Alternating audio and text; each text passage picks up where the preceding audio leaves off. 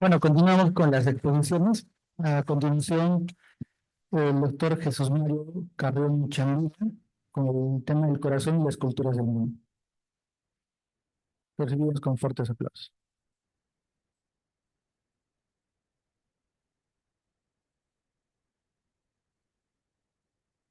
Ya, gracias. Bien, buenas tardes, buenas noches. En realidad, si bien es cierto, van quedando menos tiempo, pero en realidad es bastante agradable escuchar a los profesores, a los maestros con tanta experiencia, ¿no? Yo siempre digo que es importante siempre saber, y hablo con los residentes que son jóvenes, que es importante informarse y estar siempre actualizado. Pero hay algo que no se puede lograr en los libros, y es ganar esa experiencia que no da ese recorrido de los años, ¿no?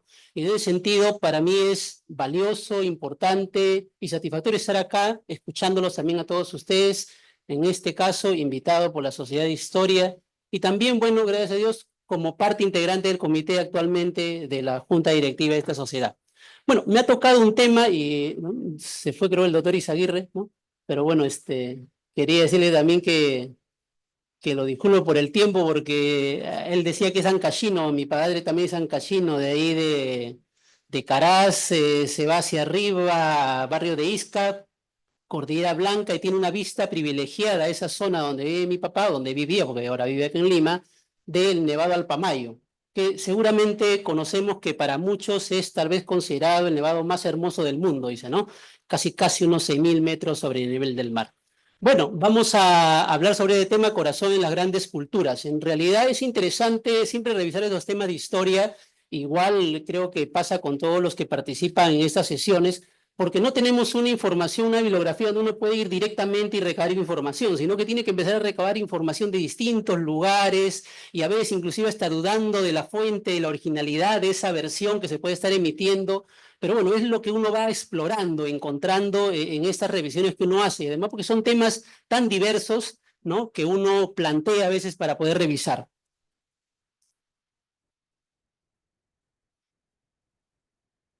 ¿Con cuál es? ¿Con este? A ver.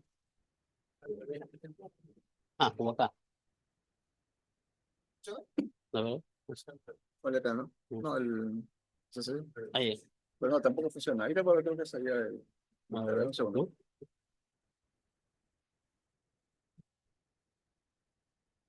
Bueno, me ha tocado hablar sobre el corazón en las grandes culturas y básicamente, dado el tiempo, también hemos estado explorando las culturas antiguas.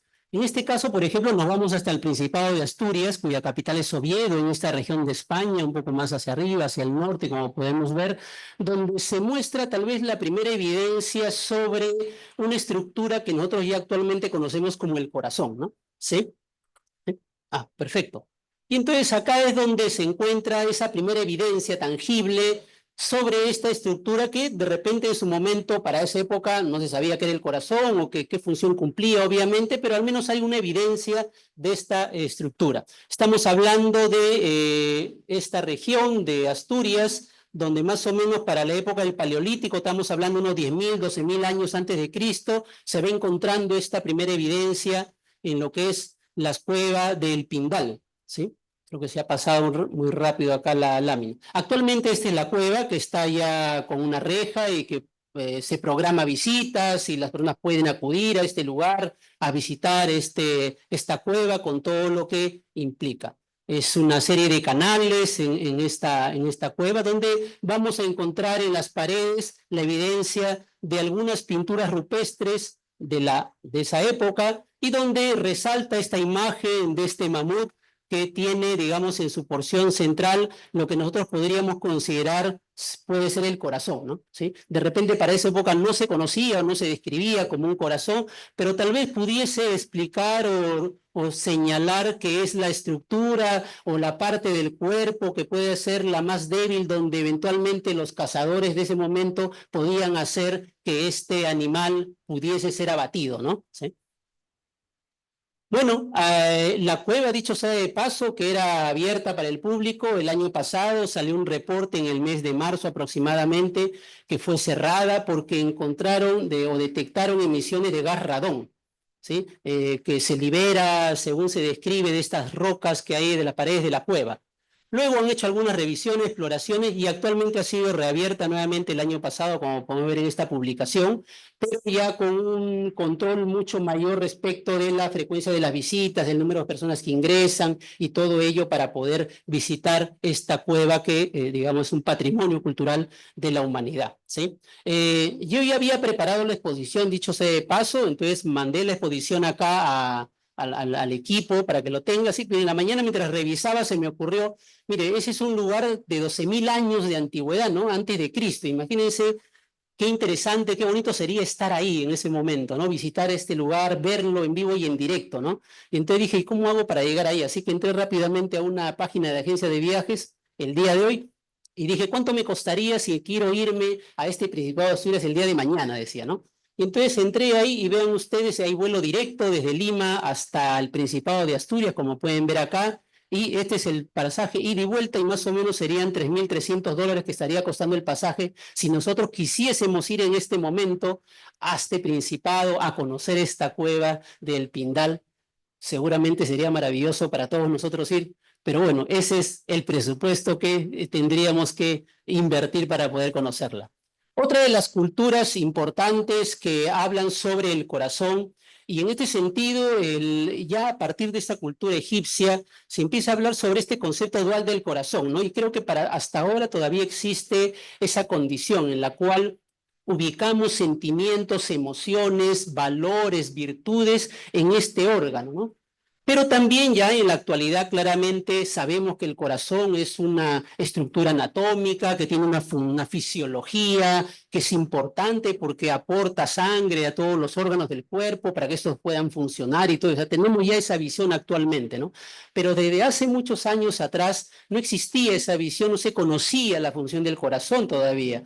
Sin embargo, se le atribuía algunas características, algunas condiciones. Y en la cultura egipcia se atribuyó esta naturaleza dual, ¿sí? Donde había emociones, valores, virtudes que se albergaban en este órgano.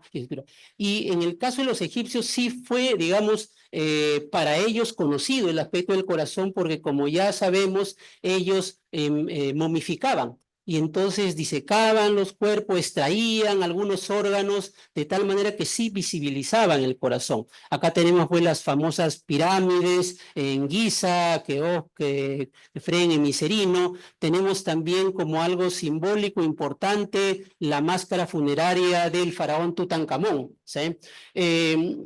Revisando un poco sobre la cultura egipcia, y ese es lo bonito cuando a veces uno le dicen vamos a hablar sobre algún tema en particular, empieza a aparecer una información sobre la cual uno no conoce y entonces dije voy a tratar de salir de la duda y empieza a explorar algo más y así empieza uno a avanzar en la revisión de estos temas, ¿no? Por ejemplo, sabemos que los faraones eran enterrados en estas pirámides. Recuerden que la cultura egipcia es una cultura que más o menos data de 3.000 años de antigüedad. Si uno la compara con la cultura inca, que son de 3 siglos aproximadamente, los faraones o la cultura egipcia en general son de como de 3.000 años, ¿sí? 3.000 años antes de Cristo, a 60 años después de Cristo, con la última faraona, Cleopatra, que era de la dinastía de los Ptolomeos, ¿no? ¿Sí? Entonces, vean ustedes toda la evolución que hubo sobre la construcción de las pirámides, hay toda una historia también, porque no eran así en forma inicial, eran como mesetas, que fueron evolucionando en el tiempo hasta construir estas famosas pirámides que hasta ahora existen, y que eran las tumbas de los faraones, ¿no? Como sabemos. Sin embargo, después de un tiempo, dejaron de construirse pirámides, y uno dice, ¿por qué dejaron de construirse? Y es que las pirámides eran santuarios donde se enterraban a los faraones con todos sus tesoros, ¿sí? Y eran zonas muy visibles para los saqueadores, de tal forma que cuando ya se han descubierto las pirámides, no se han encontrado las riquezas que albergaban estos espacios en la actualidad, porque han sido saqueadas. Y entonces ellos pasaron a otra zona, denominada el Valle de los Reyes, que es una zona que está cerca de Luxor, está más lejos de Egipto, no está en el centro, está mucho más alejado, en lo que denominan ahora el Valle de los Reyes. y donde ya no hay este tipo de pirámide donde uno fácilmente identifica dónde hay un faraón enterrado, sino que son canales subterráneos cubiertos y donde es mucho más difícil llegar. Sin embargo, a pesar de eso, los saqueadores se han hecho de las suyas, igual han saqueado muchos de estas tumbas. Sin embargo, pues en 1922, Howard Carter, que es un arqueólogo inglés, logra descubrir esta tumba, la tumba de Tutankamón. Es muy famosa, no porque necesariamente el faraón Tutankamón haya hecho una gran obra, digámoslo así, comparado con los demás faraones, sino que es muy famosa porque ha sido las tumbas donde se ha encontrado casi en forma íntegra todos sus tesoros. Se describen más de 5.000 objetos encontrados en esta tumba, ¿sí? De distinta forma, etcétera, de oro, y que ahora inclusive en Egipto están construyendo un museo especialmente para poder trasladar todos estos tesoros de Tutankamón. Y uno de ellos es este de acá, la famosa máscara funeraria de Tutankamón, que dicho sea de paso, fue un faraón joven que falleció aproximadamente, se dice, a los 19 años, según se refiere también, de malaria, ¿no? ¿Sí? Y la tumba donde fue encontrado Tutankamón, en realidad, comparada con los demás faraones, es una tumba bastante sencilla. Tanto así que se duda de que esa era una tumba que se había preparado para él. Y esto también parte del hecho que falleció bastante joven, en tal manera que sería seguramente poco probable que se haya preparado una tumba, digamos, con todas las características que se requieren para un faraón, ¿sí? Dado el tiempo en el que falleció. La tumba, que es mucho más, digamos, decorada, mucho más trabajada, es la del faraón Seti I, donde no se ha encontrado ya ninguna riqueza, pero sí se ha encontrado el ambiente, que es mucho más amplio, con una serie de detalles en las paredes que sabemos nosotros corresponde a grabados que están en relación al famoso libro de los muertos de los egipcios. Bueno, pues los egipcios están ubicados más o menos en esta zona, decíamos, ¿sí?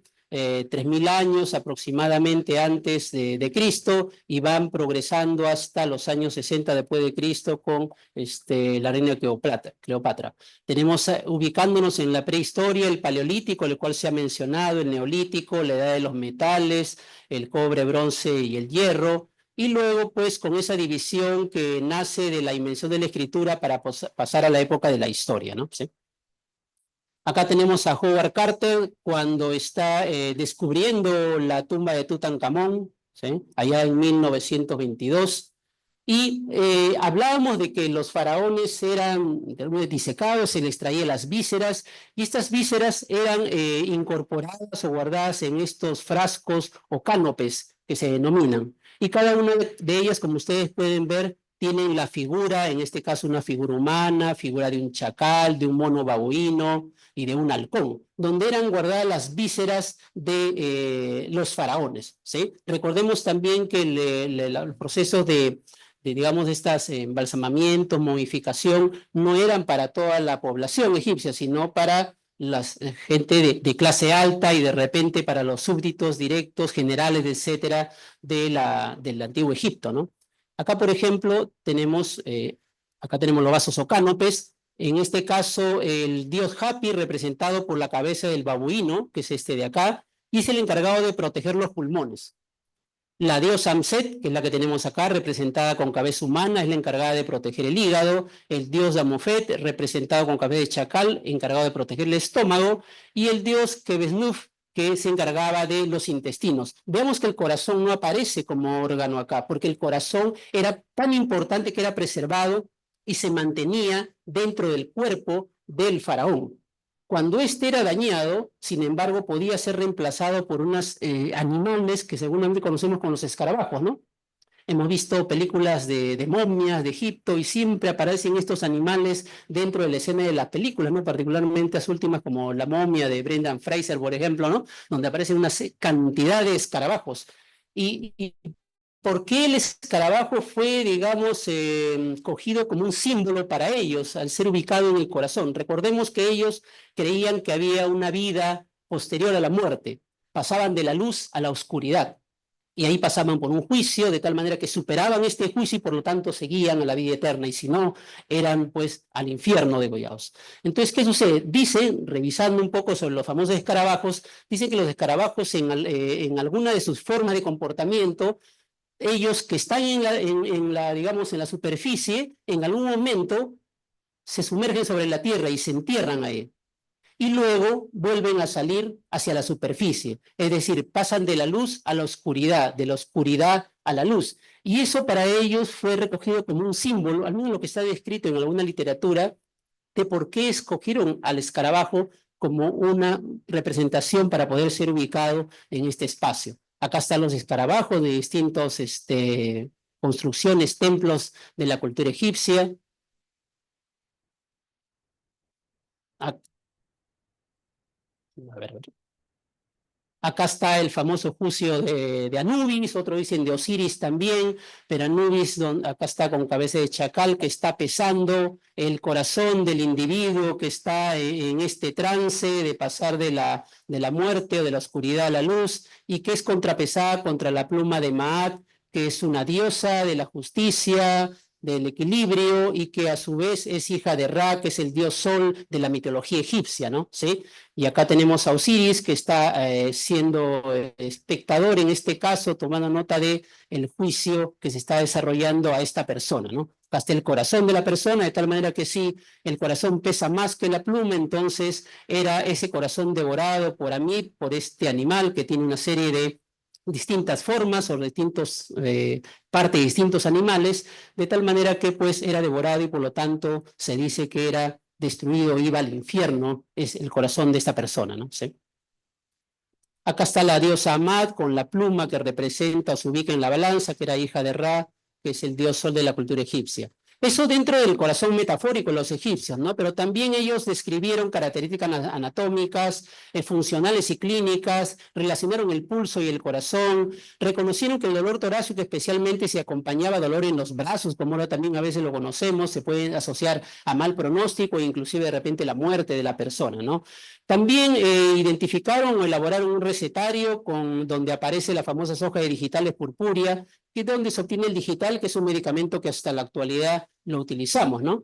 Y acá está la famosa hoja del digital, la de digitales purpúrea, que debe su nombre justamente al color y también a la forma de dedo de digital. Esta es la forma de la planta y que está ubicada en esta zona del norte de África, donde pues cerca justamente de la zona egipcia, ¿no? ¿Sí?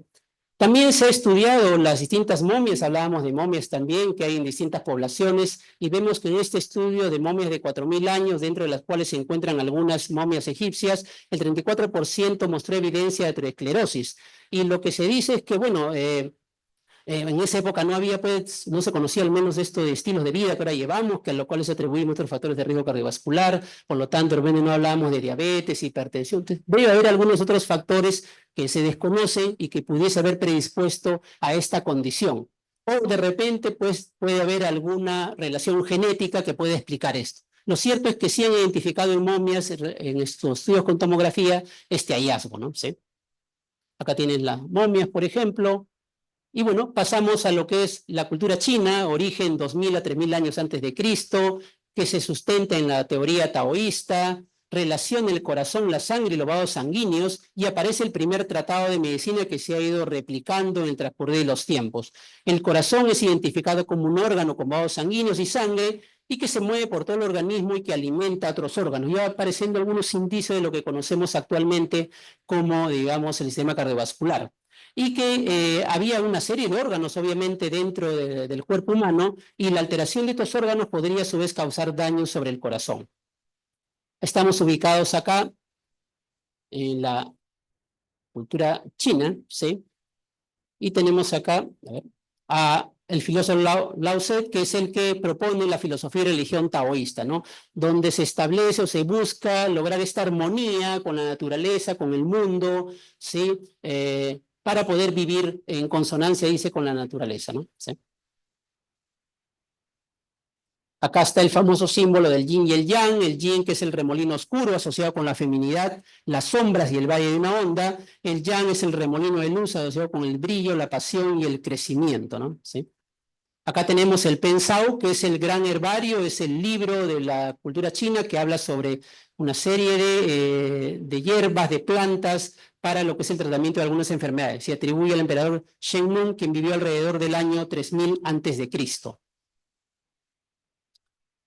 Algo que aporta la cultura china en forma significativa también en la medicina, sin embargo, es lo que denominó la pulsología, la evaluación de los pulsos. Evaluó, describió con mucha exquisitez en la valoración de los pulsos, dónde se ubicaban, cómo se tenía que evaluar, en qué momento del día tenía que evaluar. Describieron características sobre el pulso, la frecuencia, la amplitud, etcétera, que hasta ahora algunos datos clínicos se describen al momento. Entonces, hubo un gran desarrollo en la cultura china sobre la valoración de los pulsos. Acá tenemos algunos textos con el, digamos, escrito originalmente por Pian Xiao en el siglo VI o V antes de Cristo, y que habla sobre la valoración de los pulsos. Es más, a través de los pulsos, que son 12 puntos, como estamos viendo acá, uno podía identificar, dependiendo si era superficial o profundo, alguna estructura o componente del cuerpo. Por ejemplo, en este caso, en la superficie está el intestino grueso, el estómago y el triple calentador. En la profundidad estamos hablando del pulmón, vaso y pericardio. Y en el caso, por ejemplo, el otro brazo también, aquí está el intestino delgado, vesícula biliar, vejiga en la superficie, corazón, hígado y riñón en la profundidad. Es decir, a través de la valoración de los pulsos, uno podía evaluar un determinado órgano del cuerpo humano. Es el análisis que ellos hacían, ¿sí? El corazón metafórico, igual ellos consideraban que ahí se albergaban las emociones, los sentimientos, que era capaz de controlar el pensamiento, el espíritu, y que inclusive un grado de moderado de alegría era favorable para el corazón. Bueno, ¿qué pasa en nuestra América precolombina? Y acá hablamos ya de lo que son las culturas inca, azteca y maya fundamentalmente, ya se ha ido comentando también previamente sobre eso. Acá tenemos Moray, una foto que ya se presentó de los andenes, ubicado a 3.500 metros sobre el nivel del mar, como una representación de la cultura inca, la Chichén Itzá, representando a los mayas, y también acá tenemos una línea de tiempo de los antiguos civilizaciones, en este caso de aztecas, que empiezan con los olmecas, los toltecas, hasta los 200 después de Cristo y 700 después de Cristo, ya con el desarrollo de la cultura azteca, ¿sí? Estamos ubicados más o menos en este nivel. El corazón para estas culturas era órgano clave de la vida. Su extracción en vivo era el sacrificio de los seres queridos, en particular el hombre, los hijos. Algunos, de repente, personas capturadas, guerreros capturados en una batalla, pero que habían demostrado gran valor durante la lucha, eran las personas elegidas para este sacrificio, como una ofrenda al dios Sol para agradecer por las cosechas y también para ser favorecidos en las batallas con otras, ¿sí? con otros pueblos, ¿no? Algo que ya se ha comentado también en parte en la presentación previa, que voy a usar acá. Y tenemos acá una representación de esta extracción del corazón. Era un procedimiento, una acción en realidad bastante cruenta. La persona en vida era de alguna manera anestesiada con algunos polvos que eran presentados en este caso por un sacerdote, ¿sí? Que era una persona preparada para este procedimiento, y extraía en vivo el corazón, y el corazón todavía latente era ofrecido al dios Sol para poder lograr este beneficio del cual estamos comentando, ¿no? ¿Sí? Con este cuchillo que ya habían también mencionado, ¿sí? Previamente, de roca volcánica. Y bueno, vamos con los últimos ejemplos de lo que es la cultura de Grecia y la cultura romana. Y vemos que ya en esta etapa es que vamos saliendo de esa concepción metafórica del corazón, como que alberga sentimientos, emociones, etcétera, para pasar a un escenario donde ya se ve al corazón como una estructura ya anatómica, funcional, y que, digamos, permite la vida de las personas. En este caso se conceptualizó el corazón de forma menos simbólica, menos mitología, menos leyenda, en lo que se denominó medicina basada en la naturaleza, con sus representantes en Grecia, Hipócrates de Cos, 460 años antes de Cristo, hasta 370 años antes de Cristo, todo el periodo de su vida. Considerado para todos nosotros como el padre de la medicina, ¿no? Como todos sabemos. Y también, posterior a él, viene Galeno. Galeno también es griego, pero que desarrolla la medicina en Roma, en Italia, ¿sí? Y bueno, él también es uno de los considerados padres de la medicina y va recabando la información que se había logrado de los distintos grandes sabios de la época para él ir desarrollando también los avances en la medicina. Él era más que anatomista, fisiólogo, y entonces sus aportes van en realidad por ahí. Y vemos acá ubicado en el tiempo tanto a Hipócrates como a Galeno.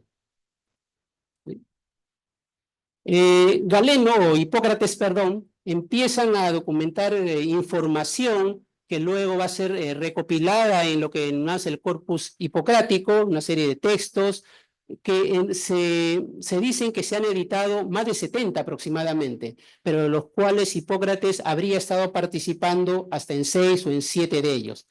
No se tiene la información exacta si él ha participado en la elaboración de todo el documento. Lo más probable es que hayan sido varias personas que han ayudado en la elaboración de este documento, ¿sí? Acá tenemos el juramento hipocrático, también bastante conocido por todos nosotros y que va ligado a estos textos del corpus hipocrático.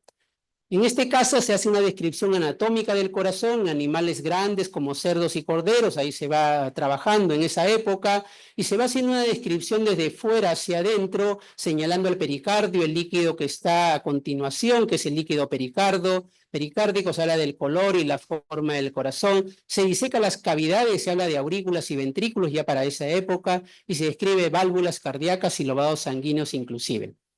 Galeno, como decíamos, integra información importante de estos prestigiosos predecesores y entonces él habla, por ejemplo, propone la teoría de la fisiología del movimiento de la sangre, postula que en las arterias circula sangre y no aire como se pensaba en esa época, distinguía la sangre venosa de la arterial, la oxigenada de la no oxigenada, describe arterias coronarias cuya función es la de nutrir al corazón y el nombre de coronarias nace de que él visualizó que estas arterias pequeñas coronaban el corazón, aparecían sobre la superficie y la coronaban, de ahí viene ese nombre de coronarias. Como también hay otro dato interesante sobre de dónde proviene el nombre de cardias, ¿no? Recordemos que el cardias que más uno podría relacionar con el corazón, sin embargo está ubicado en el tubo digestivo, y es que antes se pensaba, ¿no?, en la cultura egipcia que los alimentos, todo el aire, todo lo que uno consumía iba al corazón, y del corazón pasaba al estómago, a través de estos canales que llamaron después este conducto cardias, ¿no? Y de ahí fue quedando ese nombre, ¿no? Bueno, yo lo dejo ahí. En realidad, después de Galeno hubo como un silencio como de 1000 años aproximadamente hasta Avicena y hasta el Renacimiento, donde durante esos 1000 años, como decía, casi no se cuestiona lo que había dicho Hipócrates o Galeno. Ya a partir del Renacimiento, con Leonardo da Vinci, empieza ya otra vez a explorarse, a ver otra visión nuevamente de la medicina y particularmente del corazón. Bueno, gracias.